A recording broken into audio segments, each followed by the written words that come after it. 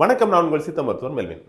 முருங்கை நட்டவன் வெறுங்கையோட போவான் அப்படிங்கிற ஒரு பழமொழியை நீங்கள் எல்லாருமே கேள்விப்பட்டிருக்கலாம்.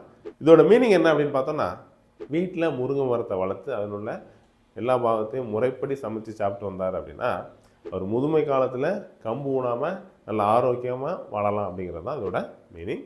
ஸோ மற்ற மரங்கள்லாம் என்னன்னு பார்த்தோம்னா, ஏதாவது ஒரு பாகம் தான் மருத்துவ குணம் மாதிரி தான் இருக்கும். ஆனால் அந்த முருங்கை மரத்தில் மட்டும்தான் வேர்லேருந்து ஆரம்பித்து இலை வரைக்கும் எல்லா பாகமுமே மருத்துவ குணம் நிறைந்ததாக இருக்குது. இதை ஒரு பாட்டில் சித்த மருத்துவத்தில் எப்படி குறிப்பிட்டிருக்காங்க அப்படின்னா, பிஞ்சால் திரிதோடும் பெரும் பூவால் போகும் உஞ்சி விழிக்கு குளிர்ச்சியும் சேரும் விஞ்சி இலை வெப்பாற்றும் தோல் நஞ்சருக்கும் அவ்வேர் வாத சினத்தை ஆற்றும் முருங்கையின் அது.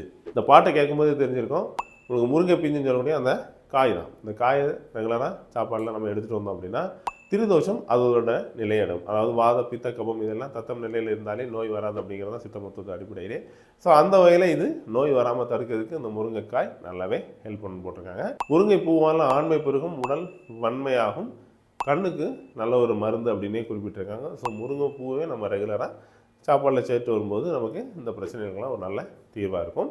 இலை உடல் வெப்பத்தையும் போக்கும், அதே மாதிரி தோல் வியாதிக்கெல்லாம் ஒரு நல்ல மருந்துன்னு குறிப்பிட்டிருக்காங்க. குறிப்பாக முருங்கை இலை ரத்தத்தை சுத்திகரிக்கும். அந்த வகையில் எடுக்கும்போது அவங்க தோல் நோய்களுக்கெல்லாம் அது ஒரு சிறந்த மருந்தாகவே இருக்கும். வாரத்தில் ஒரு நாள் இல்லை 2 நாள் கண்டிப்பாக எல்லோரும் முருங்கை இலையை யூஸ் பண்ணுங்கள். முருங்கையோட வேறுபட்ட வாத நோய்க்கு ஒரு நல்ல மருந்து. அது எக்ஸ்டர்னலாக அப்ளை பண்ணலாம், இன்டர்னலாக கொஞ்சமாக அதை சாராட்டி எடுத்து குடிக்கும் போதும் இந்த வாத நோய்க்கெல்லாம் அது ஒரு நல்ல தீர்வாக இருக்கும்.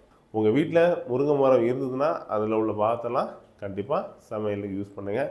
முருங்கை மரம் இல்லை அப்படின்னா உடனடியாக அதை நட்டு வளர்த்து நீங்களும் முதுமை காலத்தில் கம்பு ஊனாமல் நடங்க.